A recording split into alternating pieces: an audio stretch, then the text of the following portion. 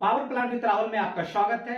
आज मैं एक important topic HP heater charging and isolation procedure के बारे में डिटेल से स्टडी करेंगे कि एचपी हीटर का हम लोग चार्जिंग कैसे करते हैं और उसका आइसोलेशन कैसे करते हैं, कब इसका हम लोग चार्जिंग करेंगे और कितना मेगावाट पे हम एचपी हीटर को चार्जिंग करते हैं। तो डिटेल हम लोग इसका स्टडी करेंगे चार्जिंग एंड आइसोलेशन प्रोसीजर के बारे में।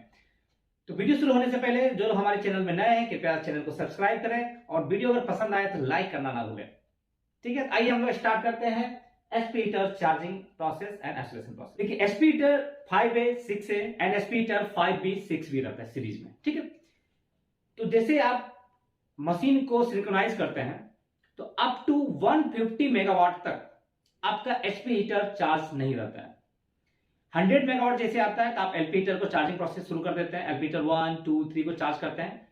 150 मेगावाट पे आप first set of HP heater को चार्ज करते हैं, मींस 5A एंड 6A को। 200 मेगावाट जैसे आता है तो आप second set of HP heater को आप चार्जिंग करते हैं। ठीक है, तो अप टू द 100 मेगावाट तक आपका जो है बाईपास लाइन से आपका जो फीड वाटर लाइन इकोनोमाइजर और ड्रम में जाता है। मींस एचपी हीटर का बाईपास जो है 100% और 50% बाईपास लाइन है। तो अभी आपका दोनों सेट आउट है up to the 100 megawatt 150 megawatt तक, तो 100% बाईपास लाइन से आपका फीड वाटर जो है फ्लो होता है। 100 मेगावाट आता है तो आप क्या करते हैं, उसको चार्जिंग शुरू करते हैं 150 मेगावाट पे।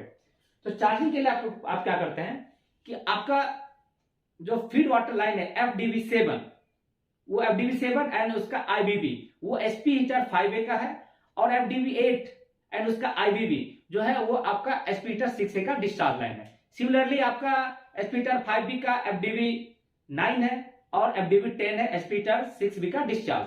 तो हम लोग एक प्रोसेस देखते हैं, बाकी दूसरा सेट का सिमिलर प्रोसेस वही होता है चार्जिंग का। तो एचपी हीटर को चार्जिंग में आपको दो चीज का ध्यान रखना है। आपका उसमें दो सर्किट है, एक वाटर सर्किट है, एक आपका स्टीम सर्किट है।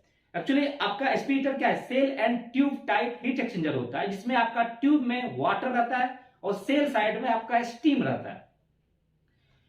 तो आपको क्या करना है कि जब आप चार्जिंग करते हैं तो सबसे पहले आपको वाटर साइड चार्ज होना चाहिए।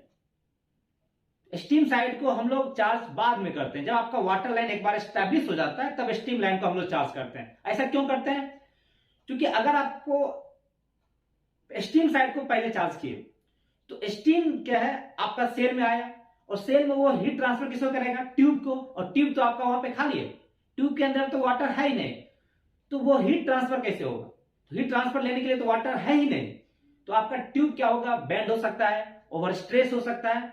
तो इसको अवॉइड करने के लिए सबसे पहले वाटर साइड को चार्ज करते हैं। एक बार वाटर साइड चार्ज हो गया फिर हम लोग स्टीम साइड को चार्ज करते हैं। ठीक है, तो वाटर साइड को चार्जिंग के लिए क्या होता है कि अभी आपका इनिशियल में देखिए आपका एचपी हीटर कोई भी एचपी हीटर को समझिए, मान लीजिए एचपी हीटर 5A में क्या होता है, आपका ये यू टाइप का ट्यूब रहता है, यहां से वाटर आता है, ये आपका वाटर बॉक्स है, half side upper half lower half होता है। तो लोअर हाफ में आपका कोल्ड वाटर आता है और यहां से क्या होता है पहले इस बॉक्स में आता है, बॉक्स में धीरे धीरे जो नीचे का जो ट्यूब है पंच का, अगर आप इसको जो फ्रंट व्यू देखिएगा अगर, तो इस टाइप का आपको बहुत सारा नजर आएगा ट्यूब। अगर आप क्रॉस सेक्शन देखिएगा ट्यूब का तो इस टाइप से नजर आएगा। ठीक है, बहुत सारा ट्यूब है। तो सबसे पहले आपका जो है नीचे से वाटर आया half side of water box में, तो नीचे के ट्यूब में आपका वाटर इंटर होना शुरू हो जाता है। ठीक है, धीरे धीरे लेवल बढ़ते गया तो ऊपर के ट्यूब में भी वाटर जाना शुरू होता है और ये वाटर ऐसे फ्लो होके आपका यहां पे इस साइड के वाटर बॉक्स में आपका फिलिंग शुरू होता है।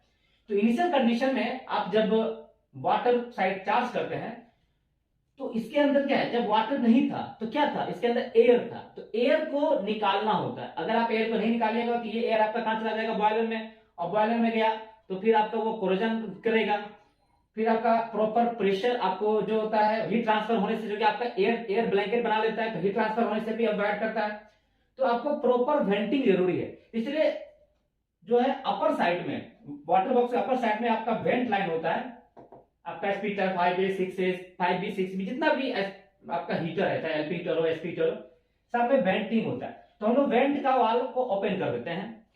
और चार्जिंग करने के लिए जो एसपी हीटर के नीचे आप पेज में देखिएगा कि एसपी हीटर के नीचे आपका जो सप्लाई लाइन है, मान लीजिए कॉमन है, एमडीबीएफपी और टीडीबीएफपी का जो कॉमन डिस्चार्ज हेडर होता है, वहां से एक लाइन आपका एसपी हीटर में जाता है FDV7 एंड उसका IBV से।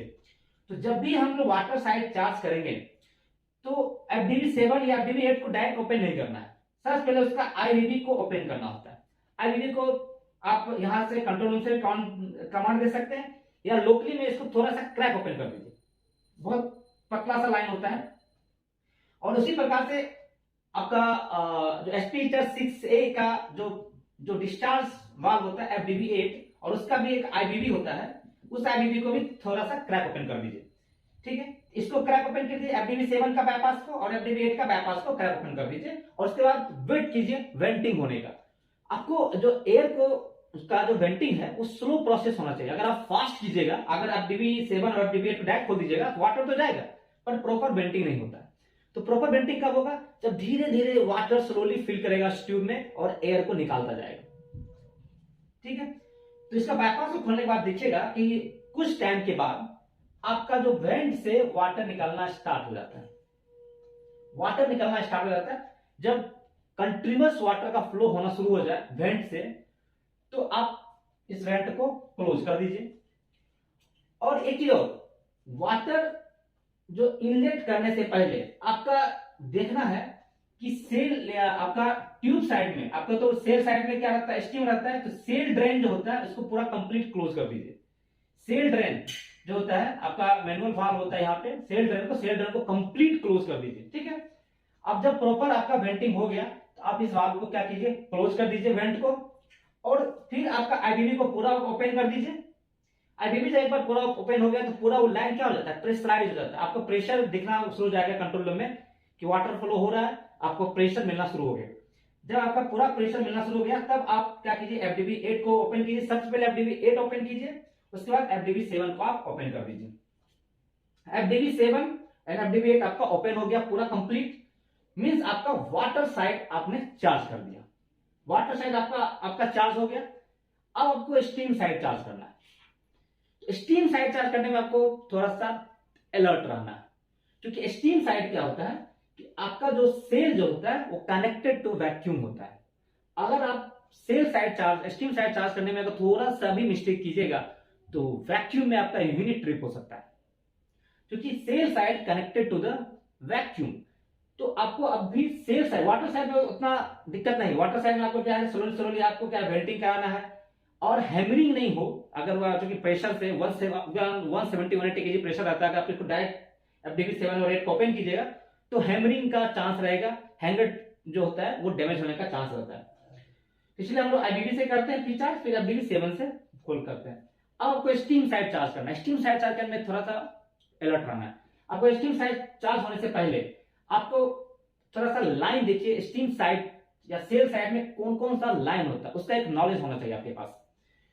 तो सेल साइड में आपका एक सेल ड्रेन है, इसको आप कंप्लीट क्लोज कर कीजिए। सेल ड्रेन जो सबसे नीचे रहता है, सेल ड्रेन का मेन काम क्या होता है कि आपका मेंटेनेंस पर्पस में है या आपको इसको डीप्रेशराइज करना है, तो आप सेल ड्रेन खोल लीजिएगा। पूरा वाटर जो इसके अंदर है, जो स्टीम कंडेंस होकर वाटर बना हुआ है, उस सारा वाटर आपका ड्रेन हो जाएगा और ये डीप्रेशराइज हो जाता है। जितना भी एसपी हीटर है सब में आपका नॉर्मल ड्रिप होता है और आपका इमरजेंसी ड्रिप होता है।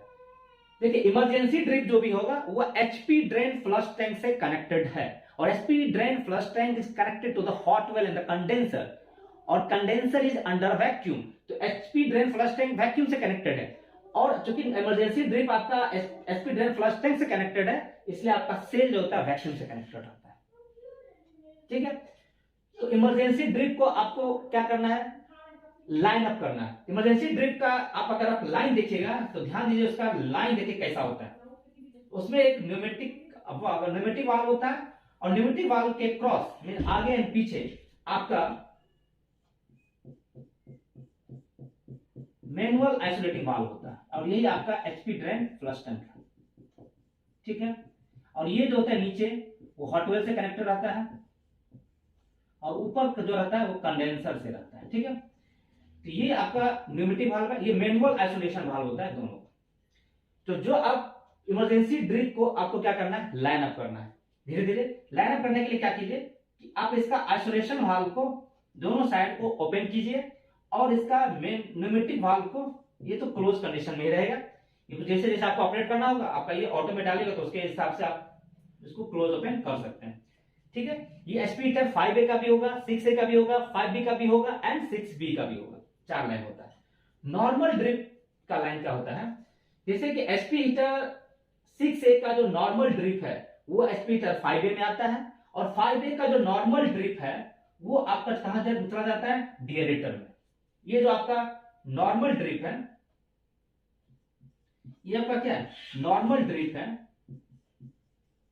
ये कहां जाएगा, टू डिएरेटर। नॉर्मल ड्रिप चला जाता है आपका डिएरेटर में। डिएरेटर में भी आपका सेम इसी प्रकार से है कि आपका एक manual valve, pneumatic valve and isolating valve, उसके बाद आपका चला गया डिएरेटर में। तो यहां पे देखिए कि आपको नॉर्मल ड्रिप भी आप लाइन अप कर दीजिए, और HP heater 6A and 6B, 6A से आपका 5A में भी जो नॉर्मल ड्रिप है उसमें भी आपका न्यूमेटिक वाल्व होता है और आगे पीछे आपका आइसोलेटिंग वाल्व होता है। ठीक है, तो जितना भी ड्रिप वाल्व है सारा सारा न्यूमेटिक वाल्व होता है और उसके आगे पीछे आपका आइसोलेटिंग वाल्व होता है। ठीक है, तो 5A का नॉर्मल ड्रिप आपका 5A में, 6A का नॉर्मल ड्रिप आपका 5A में आता है, और 5A का नॉर्मल ड्रिप आपका चला जाता है डिएरेटर में। ठीक है, इसका भी इमरजेंसी ड्रिप जो है 5A का एचपी ड्रेन फ्लश टैंक में गया, और एचपी हीटर 6A का भी जो नॉर्मल इमरजेंसी ड्रिप जो होता है वो आपका एचपी ड्रेन फ्लश टैंक में जाता है। ठीक है, उसके बाद देखिए आपका क्या होता है कि आपका एक कंटिन्यूअस वेंट लाइन है। Continuous went line, continuous went line एक होता है, और एक एसएमबी जो है नॉर्मल वेंट लाइन होता है। ये लाइन भी आपका एचपी ड्रेन फ्लश टैंक से कनेक्टेड होता है। एचपी ड्रेन फ्लश टैंक से आपका कौन, कंटिन्यूअस वेंट एंड एसएमबी का लाइन। कंटिन्यूअस वेंट में आपका क्या रहता है, मैनुअल वाल्व रहता है। ध्यान से सुनिएगा, कंटिन्यूअस वेंट में आपका मैनुअल वाल्व रहता है, और जो नॉर्मल वेंट होता है एसएमबी में आपका मोटराइज वाल्व होता है, दोनों। और ये कंटिन्यूअस वेंट का लाइन जो होता है वो एसएमबी के आगे डाउन स्ट्रीम में इसको कनेक्ट कर देता है, और ये लाइन जो होता है वो एचपी ड्रेन फ्लश टैंक में कनेक्टेड रहता है। ठीक है, इस ये लाइन का क्या इंपॉर्टेंस है, तो हर जितना भी लाइन है सबका कुछ ना कुछ इंपॉर्टेंस है। कंटिन्यूअस वेंट हम लोग क्यों देते हैं, इससे मैंने आपको डिटेल में फीड वाटर साइकिल आप देखिएगा, उसमें मैंने डिटेल से पढ़ाया है कि कंटिन्यूअस वेंट का क्या यूज है। थोड़ा सा ब्रीफली देखते हैं। आपका जो स्टीम आता है, तो ये स्टीम क्या होता है कि बहुत सारा बैफल प्लेट रहता है। बैफल प्लेट होते हुए स्टीम जो होता है वो ऐसे करके जिगजैग पाथ बनाते हुए ऐसे करके आपको आता है। इसका मैंने बताया था कि 3 जोन होता है, desuperheating zone, condenser zone and subcooling zone. Sorry, तो उस स्टीम में आपका कंडेंसेबल गैसेस भी होता है और कुछ नॉन कंडेंसेबल गैसेस होता है। तो जैसे वो स्टीम कंडेंस करता है, टेम्परेचर डिक्रीज होता है, वहां से कुछ गैस लिबरेट होता है, मतलब एयर निकलता है, और उस एयर को हम लोग कंटिन्यू हमको वेंट कराना होता है, इसलिए कंटिन्यूअस वेंट लाइन दिया गया। और एसएमबी क्या होता है सॉरी, और एसएमबी क्या होता है कि जैसे आपको स्टार्टिंग में जब आप स्टीम को चार्ज करते हैं तो उसमें जो आपका जो भी इसके अंदर सेल साइड भी तो आपका एयर रहता है, उस एयर को पूरा क्या करते हैं हम लोग धीरे धीरे फिलिंग करके एसएमबी को ओपन करके पूरा पूरा स्टीम ड्रेन फ्लश टैंक में निकाल देते हैं।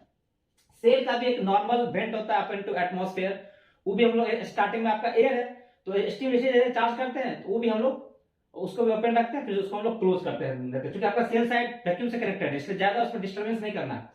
तो एसएमबी लाइन को हम लोग बाद में क्लोज कर देते हैं। और कंटिन्यूअस वेंट लाइन जो भी आपका, जो ये तो आपका स्टीम तो कंटिन्यूअस प्रोसेस है, स्टीम तो बार बार आ रहा है, तो यहां से बार बार आपका वहां से कंडेंसेबल और नॉन कंडेंसेबल गैस लिबरेट हो रहा है, तो उस गैस को बाहर निकालने के लिए कंटिन्यूअस वेंट लाइन हमेशा लाइन अप होना चाहिए, और वो लाइन अप आपका स्टीम ड्रेन फ्लश टैंक में आपका चला जाता है। ठीक है, तो ये लाइन आपका ओपन होना चाहिए। ठीक है, उसके बाद आपका सेफ्टी वाल्व का लाइन होता है। सपोज कीजिए आपका कभी सेल जो होता है प्रेशराइज हो गया, एक सर्टेन प्रेशर के बाद आपका सेफ्टी वाल्व पॉपअप करेगा, और सेफ्टी वाल्व चारों आपका स्पीटर 5A 6A 5B 6B सारा में सेफ्टी वाल्व होता है, वो सेफ्टी वाल्व पॉपअप करेगा, और सेफ्टी वाल्व का जो डिस्चार्ज होता है वो safety valve steam drain flush tank में चला जाता है, जो आपका 8.5 मीटर पे रहता है इसका टैंक। ठीक है, उस जितना भी सेफ्टी वाल्व होता है स्पीटर का वो सारा इसी हेडर में आपको, सॉरी इसी टैंक में आपका कनेक्ट हो जाता है। ठीक है, तो ये सारा लाइन है। तो जब भी आपको स्टीम साइड को चार्ज करना है तो आपका नॉर्मल ड्रिप आपका कनेक्ट लाइनअप होना चाहिए, इमरजेंसी ड्रिप आपका लाइनअप होना चाहिए, कंटिन्यूअस वेंट आपका लाइनअप होना चाहिए, ठीक है। और आपका एसएमबी जो होता है, एसएमबी लाइन को क्रैक ओपन करके आप इसको रखिए। देखिए 5A में जो आपका स्टीम आता है वो आईपी टरबाइन के सेवंथ स्टेज से आता है। यहां आपका प्रेशर कितना रहता है, 17 केजी प्रेशर और टेम्परेचर 410 डिग्री सी के आसपास रहता है। और 6A में जो स्टीम आता है उसका प्रेशर आपका 45 केजी के आसपास रहता है और टेम्परेचर 350 डिग्री सी के आसपास होता है। और ये कहां से आता है, सीआरएस से आता है, ठीक है। 5A एंड 5B में आपका आईपी एक्सट्रैक्शन से आता है और इसमें जो स्टीम आता है वो आपको आता है सीआरएस लाइन से, ठीक है। तो जितना भी एक्सट्रैक्शन स्टीम है सब में आपका मोटराइज वाल्व होता है, मोटराइज वाल्व होता है। आपको क्या करना है, धीरे धीरे उसको आप क्या कीजिए, क्रैक ओपन करते चलिए। और इस दोनों में सबसे पहले किसको चार्ज करना है, स्टीम को। सबसे पहले चार्ज करना है आपको एस्पीटर 5A को, फिर एस्पीटर 6A को आपको चार्ज करना है। तो चार्ज करने क्या होता है, यहाँ पे आपका मोटराइज वाल्व होता है, यहाँ से थोड़ा थोड़ा क्रैक ओपन कीजिए, एक बार पूरा से वाल्व को नहीं ओपन कर देना, थोड़ा थोड़ा ओपन कीजिए और देखते रहिए कि यहाँ पे जो सेल का प्रेशर बढ़ रहा है कि नहीं।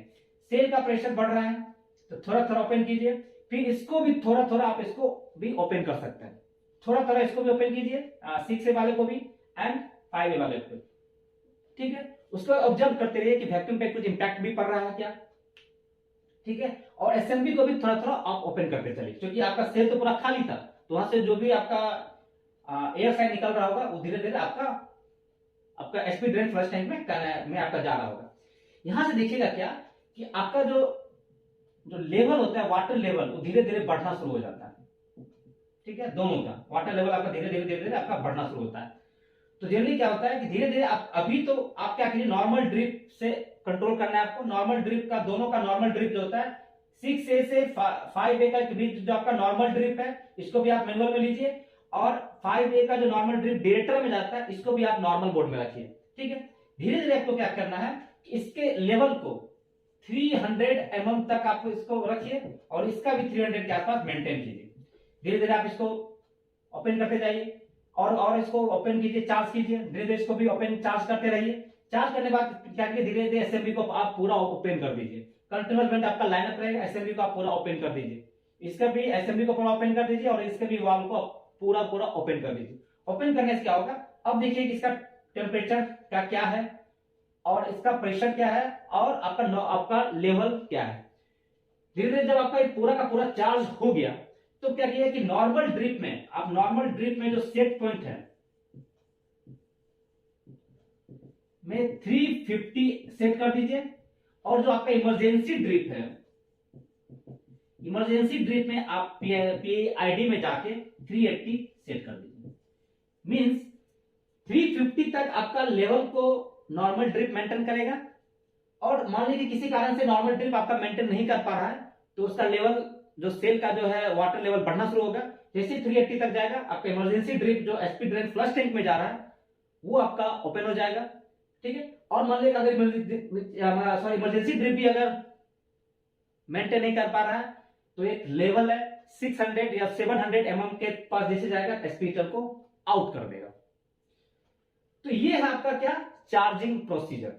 एसपी हीटर को हम लोग चार्जिंग कैसे करते हैं। अब देखिए आइसोलेशन कैसे करते हैं। ये आपका चार्जिंग प्रोसेस के बारे में आपने समझ लिया। अब देखिए आइसोलेशन कब करते हैं। मान लीजिए कि आपका यूनिट रनिंग है और आपका ट्यूब लीकेज हो गया, इसके अंदर जो है एक ट्यूब लीकेज हो गया, या आपका कभी क्या होता है जहां पे जो आपका जो गैसकेट रहता है वाटर बॉक्स साइड में मेन होल साइड की तरफ, वो कभी गैसकेट डैमेज हो जाता है तो यहां से देखिएगा आपको बहुत सारा स्टीम निकलना शुरू हो जाता है। तो आपको एसपी हीटर को मेंटेनेंस में काम करना होता है। किसी भी एसपी हीटर में 5 हो या 6 हो, अगर कोई एक भी अगर आउट होता है तो पूरा सीरीज आउट करना पड़ता है। तो इसका आपको मेंटेनेंस वाला बोलेगा कि आप इसको आइसोलेट करके दीजिए, इसमें हमको काम करना है। तो आपको आइसोलेशन कैसे करना है इसको देखिए। जिस प्रकार से चार्जिंग में सबसे पहले आप किसको चार्ज किए थे, वाटर साइड को, बाद में आपने स्टीम साइड को चार्ज किया था। आइसोलेशन के केस में सबसे पहले आपको स्टीम साइड को आउट करना है, बाद में आपको वाटर साइड को आइसोलेट करना है।